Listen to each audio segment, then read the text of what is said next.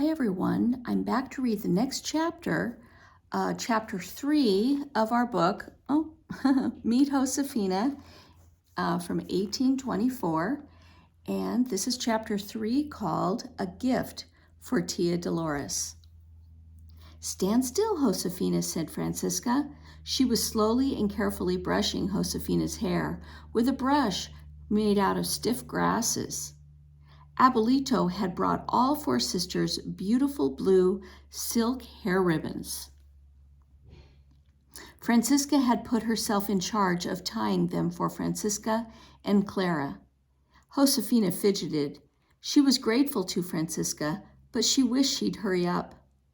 Josefina wanted to be ready for the fandango early so that she could prepare her gift for Tia Dolores. Clara tied her sash neatly, then undid it and tied it all over again. Francisca had already brushed Clara's hair and put the blue ribbons in it. "Do you think I look all right?" Clara asked. Josefina and Francisca were surprised. It wasn't like Clara to worry about her appearance.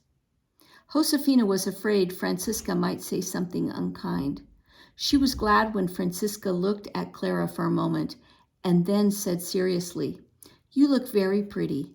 The blue suits you." Clara beamed. She reached up to touch her hair ribbon. It made Josefina happy to see her sisters getting along. "It's because Tia Dolores is here," she thought. Francisca and Clara were in complete agreement about Tia Dolores. They both admired her very much. Josefina smiled to herself. Francisca and Clara would be pleased when they saw her gift for Tia Dolores, too. "Finished," said Francisca. She gave Josefina's ribbon one last adjustment. "You look fine. Use your wings and fly away now, Josefina. I can tell you're anxious to go." "Gracias, Francisca," Josefina called back over her shoulder as she hurried from the room. The sun had set. Cool evening air slid down from the mountains, bringing darkness with it. Small bonfires were lit in the front courtyard, for light and for warmth. As she crossed the courtyard, Josefina could hear Anna and Carmen thanking some neighbor women who had come early with dishes of food for the fandango. No one noticed Josefina slip into the kitchen. She took a small water jug and slipped out again. In the back courtyard, Josefina knelt in front of Mama's flowers. One by one, she picked all the freshest and brightest colored flowers. She put them in the water jar.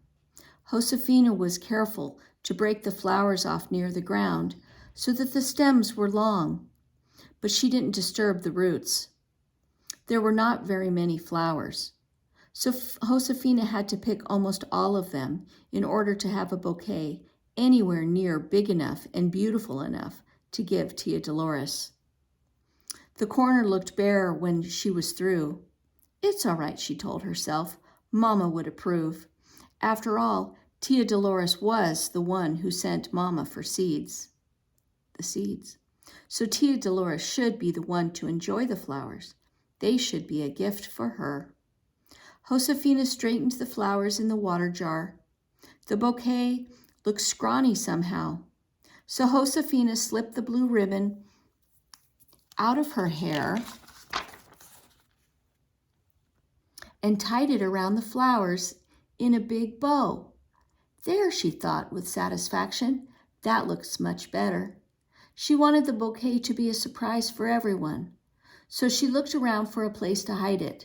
She had just entered the narrow passageway between the front and back courtyards when she bumped into Papa. "What's this you've got here?" asked Papa, peering at Josefina over the tops of the flowers. They're a gift for Tia Dolores," explained Josefina. "I wanted to give her something to thank her for the music." It was too dark to see Papa's face clearly, but Josefina could tell by his voice that he was smiling. "I think that is a very fine idea," he said. "I'll tell you what, I'm going to make a formal introduction of Tia Dolores for all our friends and neighbors at the fandango tonight. After I do, Perhaps you will give Tia Dolores the bouquet." "Yes, I will," said Josefina happily. "Very well," said Papa. "It will be our secret until then." "Gracias, Papa," said Josefina. After Papa left, Josefina put the jar of flowers under the bench in the passageway. No one would see it there, and she would be able to fetch it quickly when it was time to give it to Tia Dolores. More guests arrived every moment. They called out a chorus of greetings to each other as they crossed the front courtyard to the grand sala, the family's finest room. Because this was a very special night, the grand sala was lit with candles. Their wavering light made the guests' shadows swoop and dance on the walls. Soon the musicians struck up a lively tune on their fiddles, and the real dancing began. It seemed to Josefina that the dancers flew around the room with as much ease as their shadows had. Their feet hardly seemed to touch the floor at all as they whirled by in a blur of bright colors.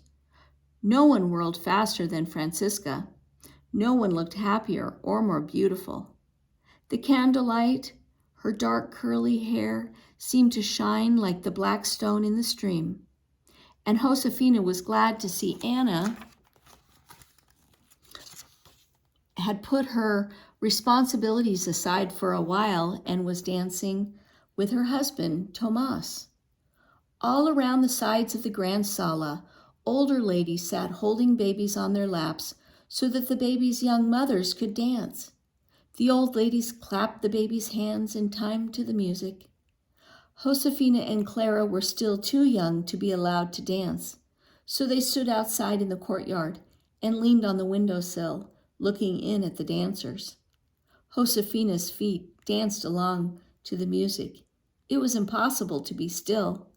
The music seemed to twist and turn in the air, wind its way around all the dancers, and find its way outside to tickle Josefina's feet, so that they had to move. Every once in a while, over the music and the conversation, Josefina and Clara could hear Abuelito's voice. He'd be saying, "Boom, what a sound. Those thieves ran off and I'll bet they're running still." Clara and Josefina grinned at each other. Abuelito was telling the story about Tia Dolores's piano over and over again. The girls noticed that the number of thieves grew larger every time Abuelito told the story. The person both girls liked best to watch was Tia Dolores. She was easy to pick out of the crowd because she was so tall and because no one else had hair of quite such a rich dark red. "She dances well, doesn't she?" said Clara as Tia Dolores swept by. "Yes," said Josefina. "She's as graceful as the music." Soon Papa came by the window and nodded to Josefina. Josefina nodded back. "What's that all about?" asked Clara. "It's a surprise," said Josefina, excited and smiling. "Stay here and you'll see." She scurried across the courtyard to the passageway where she'd left the bouquet. It was very dark. Josefina bent down and felt under the bench for the water jar with the bouquet in it. It wasn't there. "That's odd," she thought. Josefina stood up perplexed, and then she saw the jar. It was lying on its side near one wall. It was empty. "Where's the bouquet?" Josefina wondered anxiously. She looked all around the passageway. The bouquet was nowhere to be seen, but an odd white shape looming in the back courtyard caught her eye. She walked toward it and gasped, "Oh no! The white shape was Florecita!" The goat must have broken out of her pen and found her way into the back courtyard. Josefina did not want to put Florecita back in her pen. When she turned away to get help, she stepped on something. She swooped down and picked it up. At first she didn't know what it was, and then she saw. It was a few green stems held together by a trampled, mud-stained blue ribbon. Suddenly Josefina realized what had happened. Floresita had eaten the bouquet. This was all that was left of the flowers she had picked for Tia Dolores. But that was not the worst of it. At that instant, Josefina saw what Floresita was doing. Calm as she could, Floresita was standing smack in the middle of what used to be Mama's flowers. She was chewing a mouthful of stems. One hollyhock, root and all, dangled from her mouth. Josefina could see that no other flowers were left. All that remained were some scraggly, chewed, crushed, and broken stems and scattering of leaves and petals on the ground. Floresita turned her nasty yellow eyes on Josefina.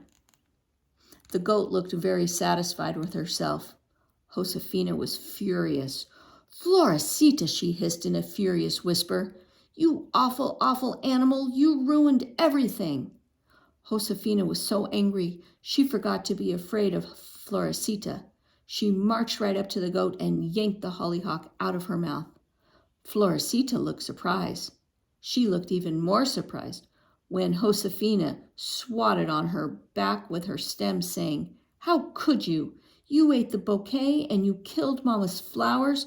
Oh, I hate you, Floresita." Josefina shoved Floresita hard.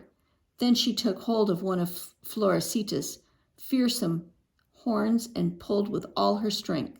"Come with me," she said. Josefina dragged Floresita to her pen. She slammed the gate shut.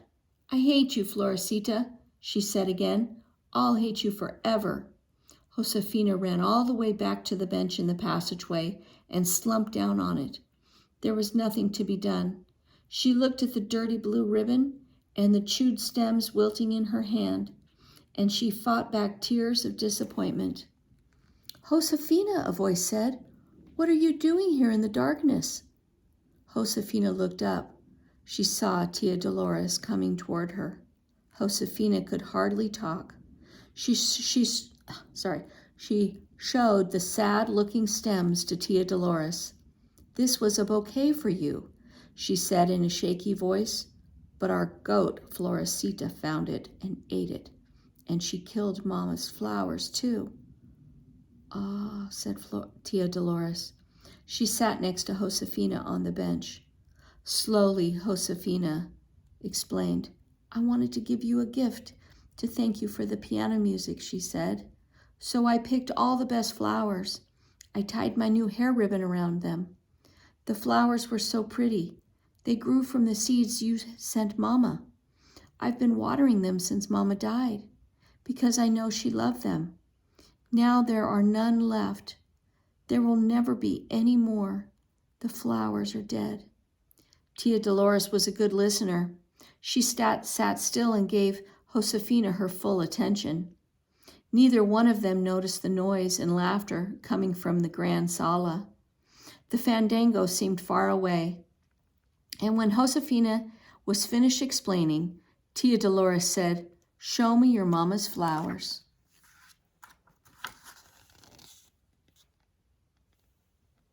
Josefina led Tia Dolores to the corner of the back courtyard. "You see," she said, "there is nothing left." Tia Dolores knelt down. She looked at what was left of the flowers. She scooped up a handful of soil and rubbed it between her fingers. Gently she touched the short, bitten-off stems. Then she smiled at Josefina. "Don't worry," she said. "Your Mama planted these flowers well. The roots are deep and strong. You've kept them healthy by watering the soil. They'll live, I promise." She stood and brushed the soil off her hands. "Do you like caring for flowers?" she asked. Josefina nodded. "I used to help Mama," she said. "I brought some seeds with me when I left Mexico City," said Tia Dolores. "Perhaps you and I can plant them tomorrow." "Oh, could we?" said Josefina. Yes, said Tia Dolores. We'll wash your hair ribbon too? And now we had better get back to the grand sala. Papa met them at the door. Josefina, he said, where have you been? I introduced Tia Dolores, but then I couldn't find you. Oh, Papa, said Josefina, Florecita ate the bouquet, and then she almost ruined all the rest of Mama's flowers. Ah, that's too bad, said Papa, sadly. He looked around the courtyard. Is Florecita loose? No, said Josefina. I dragged her back to her pen and shut the gate. You did? Asked Papa. But I thought you were afraid of Florecita. I am, said Josefina. I was. I guess just now I was so angry at Florecita, I forgot. Papa laughed. Well, we never know where our courage is going to come from, he said. I am sorry about the flowers, though. Tia Dolores says the flowers will be all right, said Josefina. She's going to help me plant new seeds tomorrow. Is she, said Papa. He turned and smiled at Tia Dolores. Well then, Dolores, he said, that means you'll have to come back often.